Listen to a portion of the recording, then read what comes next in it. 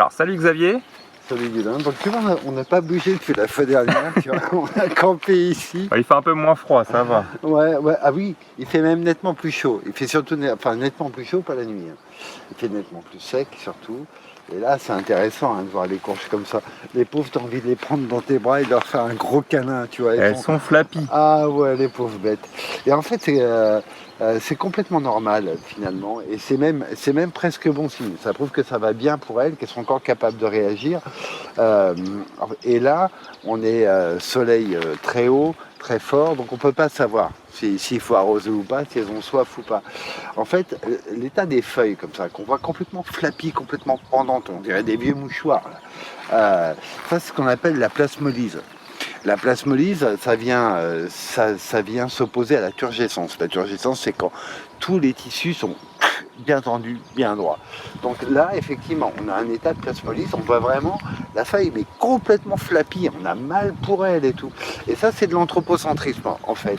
En fait, ce qui se passe, c'est que il y a une zone de transpiration qui est sous la feuille, au niveau des stomates.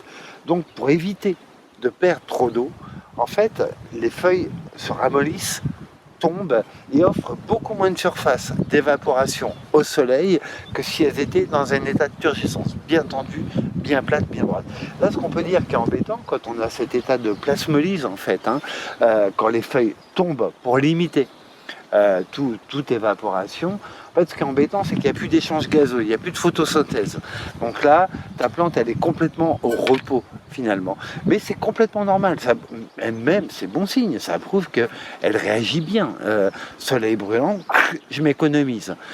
Là où ce serait mauvais signe, c'est on revient à 18h30, 19h, quand la fraîcheur descend, quand le soleil est plus bas, et là, si elles ne se sont pas remises à plat, là, effectivement, c'est qu'elles sont soif. Mais c'est très rare, en fait. Les courges n'ont pas besoin d'eau. Très, très peu de besoin en eau. Donc là, faut pas s'affoler du tout. Même si, effectivement, ça nous fait un petit peu peur. Donc là, savoir s'il faut arroser ou pas, là, je suis incapable de le te dire. Il faut attendre que ce soit à la fraîche. Ah ouais, ce que je peux juste te dire, c'est que c'est une réaction complètement normale et que a priori c'est un signe de vie classique, normal, chez une courge. Là, je peux pas te dire est-ce qu'il faut arroser ou pas. De toute façon, il faut bien sûr pas arroser. De ce temps-là, on n'arrose pas en plein soleil autant que possible. Non pas qu'on risque de brûler les feuilles, là il fait pas encore assez chaud, mais parce que ça avait évaporé tellement rapidement que ce serait relativement ridicule. Mais on reviendra quand même plus longuement sur cette question de l'arrosage, parce qu'elle est bien plus intéressante et complexe en fait que ce qu'on imagine.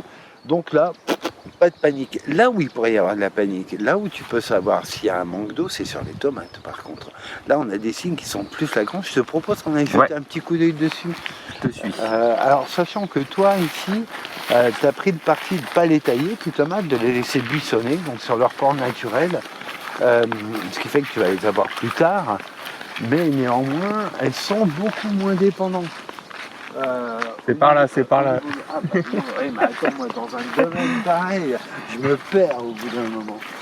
Alors, on va aller regarder les coquettes mondains. Déjà, il y a un truc, rien qu'à l'œil. Elles sont desséchées, brûlées. Ça se voit, c'est pas...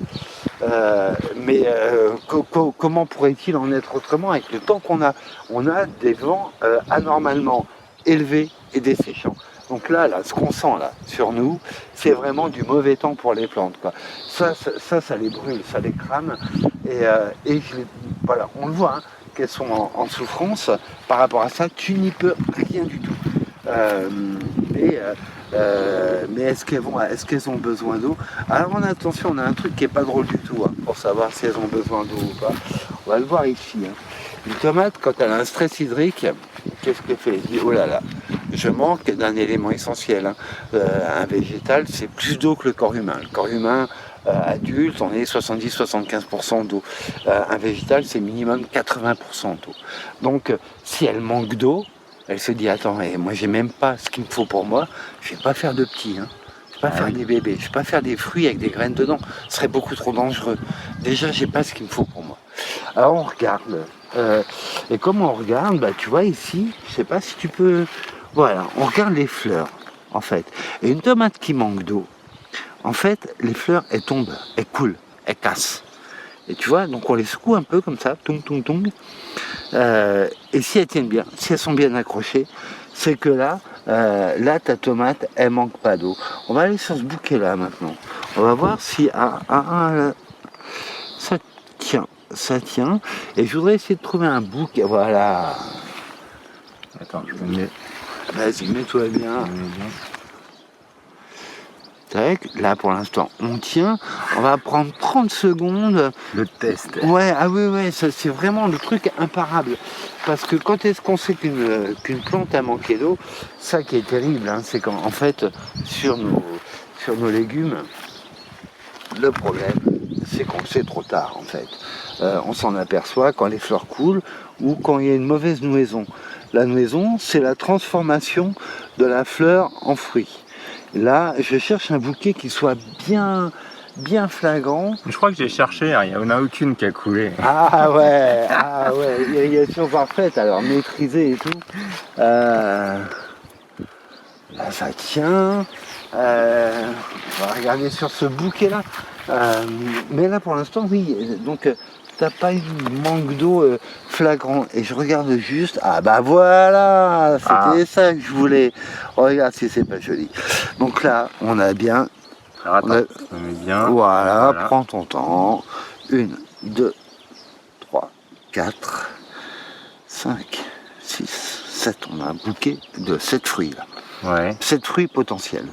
Tu te rappelles les courges, les ovaires sont dits infères. Là, ils sont dits super, parce qu'ils sont au-dessus de l'appareil floral. Même chose, hein. Donc, quand il y a une nouaison qui est faite, quand la fleur est fécondée, là, c'est plutôt par le vent, hein, pour les tomates. Hein, c'est plutôt anémophile comme fécondation. L'ovaire va gonfler. Et là, on s'en aperçoit. Hein. Donc là, ça, c'est bien fécondé. Ça, c'est bien fécondé. On voit la petite tomate. Ah bah ouais, on va l'avoir gonflé. Donc tu vois, quand tu as une bonne fécondation comme ça, quand tu cicottes les fleurs et qu'elles ne tombent pas, c'est que là, on a une bonne fécondation. Donc, est-ce que tes tomates manquent d'eau? Non. A priori, je te dirais que non. Je pense que ton arrosage, il est bien là. En plus de ça, je m'aperçois, je n'avais même pas regardé quel manque de respect. Je n'avais même pas regardé que c'est de la Green Zebra. Ah ouais. Ah ouais. J'adore la Green Zebra. Ah ouais. Alors, et pourquoi moi j'encourage à cultiver la Green Zebra? C'est parce que c'est un obtenteur de génie qui a obtenu Green Zebra. C'est pas une vieille variété. Non, pas du tout. Non, elle est de 85 ou 86. Et c'est Tom Wagner qui a obtenu cette variété-là. Qui a obtenu Red Zebra. Qui travaille beaucoup sur les pommes de terre.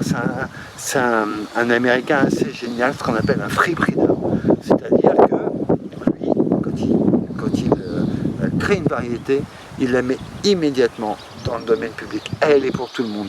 Le slogan de Tom Wagner, c'est « Mes semences sont vos semences ». Et donc, rien que pour ça, propageons ce qu'il a réussi à obtenir. En plus de ça, Green Zebra, non seulement elle est très belle, sublime quand même, mais en plus de ça, elle est très bonne. Donc faisons-nous plaisir. Elle est un peu fragile, hein, moi je trouve. Là, ton plan est super sain. Je viendrai t'en piquer. Donc là, c'est joli comme tout. Après, si tu voulais savoir vraiment, au niveau de l'arrosage, tu peux prendre le juge de paix. Hein. Le juge de paix, c'est le... Moi j'aime bien les ori-ori, les couteaux plantoirs japonais. Tu prends le juge de paix, puis tu regardes, hein, on sait que chez les plantes, il n'y a que la racine qui est capable de remonter l'eau, c'est tout, il n'y a que la racine. Le reste, ça peut capter de l'humidité ambiante, moi c'est ce que j'imagine, mais de toute façon c'est la racine qui remonte l'eau. Regardons, est-ce que au niveau de ta racine, est-ce qu'il y a une fraîcheur dans le sol? Ce que j'encourage toujours à faire quand on arrose, hein, c'est surprenant. Quand on arrose, on a l'impression d'avoir bien arrosé. D'accord, ok. On s'adresse aux racines en arrosant. Oui, là c'est vraiment le moyen de savoir. Est-ce que les racines, elles ont de l'eau? Tu vas au niveau des racines. Tu regardes. Ouais. Alors, nous en maraîchage, on a un outil bien spécifique, une espèce de derrière-couche qui nous permet vraiment de descendre, de carotter étroit pour vérifier où on en est, mais prenez un plantoir, prenez même... Alors assez souvent, en fait, on s'aperçoit que les arrosages dans les jardins, tu sais, comme on va faire, il n'y a même pas besoin de couteau plantoir profond comme ça. Hein. Tu prends juste un opinel, un canif, hein, et tu grattes la surface, tu t'aperçois qu'à 2 cm, c'est sec. Ouais. Mais là, on va regarder. Mais est-ce qu'il faut que ce soit toujours humide ou est-ce que ça peut être sec? Ah, et combien de temps? Ouais, tiens, la bonne question. Et en fait, ça dépend. Il faut vraiment qu'on prenne le temps d'aller sur l'arrosage après. Cas particulier des tomates, ça dépend complètement de la façon dont tu les conduis. Ça peut dépendre de la variété déjà, et ça peut dépendre aussi du sol évidemment, mais de la façon dont tu les conduis. Là, tes tomates, elles sont pas taillées. Donc à partir du moment où elles sont pas taillées, elles ont bien plus de capteurs solaires. Elles peuvent vraiment mener une vie bien plus autonome que si on les conduit sur un brin. Attention, hein, chaque feuille, on schématise, mais chaque feuille est un ensemble de panneaux solaires. Tailler une tomate, c'est lui mettre un anneau gastrique quand même, hein, c'est l'empêcher de s'alimenter. Pour la bonne cause, hein. Moi j'en taille des tomates, il y en a que je taille pas, mais j'en taille aussi. Donc c'est au moins de savoir ce qu'on fait quand on taille une tomate. Quand on taille une tomate, c'est comme si on lui mettait un énorme anneau gastrique et qu'on l'empêchait de s'alimenter. Ça peut pas de la sécher aussi, ça peut pas... Quand ça crée de la fraîcheur, peut-être le côté buissonnant, c'est ce que je m'étais dit moi. Ça maintient une fraîcheur, ça permet d'ombrer tes fruits aussi. Pour pas qu'il... L'an dernier, on a eu énormément de fruits cramés sur les plants taillés. Moi, je ne vais pas dire faut tailler, faut pas tailler. Je dirais les deux, c'est toujours cette idée qu'on fait avec, on fait pas sans. Donc moi j'aime bien tailler les variétés précoces parce que ça permet d'en avoir plus tôt. La taille, elle a cet énorme atout-là, elle permet de récolter plus tôt. Et puis les tardives, on les laisse un petit peu se débrouiller avec quand même cette idée que ton plant de tomate sera beaucoup plus autonome. Pourquoi? Parce qu'il n'a pas cet anneau gastrique de la taille, quoi. Donc il arrive à capter beaucoup plus, il y a beaucoup plus d'échanges gazeux, beaucoup plus de photosynthèse, et on est bien plus proche du port naturel des tomates quand elles ne sont pas taillées que quand elles sont conduites sur 1 voire 2 brins. Après, pour savoir s'il faut arroser ou pas, il n'y a rien de plus simple. Alors, on peut avoir des petites astuces, hein, comme regarder si les tomates coulent ou pas. Mais la première de toutes, c'est regarder l'état du sol, hein, tout simplement. Alors attention, parce que, hop là. Le verdict. Ouais. Alors déjà, on a un paillage qui est bien épais. Alors ça aide. Dessous, comme on est. Tiens, on est frais déjà. Hein. Là, c'est frais. C'est pas humide, mais c'est frais. Hein. La température dessous n'a rien à voir. Puis après, tu vas regarder. Hein. Essayez de ne pas bousiller de racines, mais tant qu'à faire. Oh, déjà, là, je me permets une petite critique, cher ami. Faites donc. Là, j'aimerais vraiment que mon ori-ori pénètre plus facilement. Pour moi, il y a un petit compactage sur ton sol. Et ce compactage fait que quand tu arroses, si tu veux, déjà, l'eau, elle va moins bien pénétrer. Parce que tu as un effet de compactage quand même. Mais... voilà, ce que je t'invite après à faire, et ce que j'invite tout le monde à faire, c'est de prendre l'habitude juste d'écarter comme ça et de mettre les mains. Mais je t'assure que c'est impressionnant. J'ai le bras où ça chauffe et j'ai la main au frais, quoi. Au frais et à l'humidité. Donc là, si tu veux, là c'est bien pour moi. Donc là c'est bon. Là c'est bon. On est frais, on est humide. Non, c'est nickel, quoi. Vraiment nickel. Donc, j'aime bien l'idée de ne pas trop arroser parce qu'il faut, bien sûr, il ne faut pas que ta plante souffre et qu'elle stresse, hein, ça serait pas bien, mais pas trop arroser parce que au niveau de la saveur, on perd très très vite. Oui, c'est ça. Est-ce qu'on peut trop arroser? Est-ce que si jamais on veut pas prendre de risque et qu'on arrose tous les jours, est-ce que ça a une incidence sur les tomates? Oui. Ça a une incidence sur la saveur. Ça a une incidence aussi sur le système racinaire. En fait, les tomates, quand on les plante sous tunnel, nous, on les arrose une bonne fois. Ça, c'est l'arrosage de plongage, hein, on en avait parlé. Mais après, on n'y touche plus pendant au moins une semaine, 10 jours, au moins. Pourquoi? Pour que la racine, elle descende. Parce que le système racinaire des tomates, il peut être super traçant, super en surface. Moi, ce que j'aime bien, c'est que ça descende. Et c'est quoi l'intérêt que ça descende? En fait, en été, Ta surface, elle est toujours plus sèche, la fraîcheur, elle est descendue dans le sol. Donc, à mon avis, vaut mieux ça. C'est pareil, des tomates qui sont superficielles comme enracinement, rien qu'en allant les récolter. Rien que mettre les pieds trop près, c'est bon, tu tasses le sol là où il y a les racines. Et quand le fameux cul noir, là, le fameux cul noir, il est lié à des arrosages irréguliers, hein, mais il est lié aussi à ça, des systèmes racinaires, il peut aussi être lié à ça, hein, des systèmes racinaires qui sont mal installés en fait. Donc là, tes tomates, bon, tu vas les avoir tard, c'est sûr. Par contre, dis donc, c'est joli, c'est sain. On s'aperçoit que le vent, le soleil, ça leur met une calotte. Mais ah bah ouais, les pauvres petites bêtes quand même. Hein. Par contre, il y a du fruit dessus. Il y a des bouts, tu vois, là c'est bien noué. Non, c'est quand même vachement prometteur, quoi.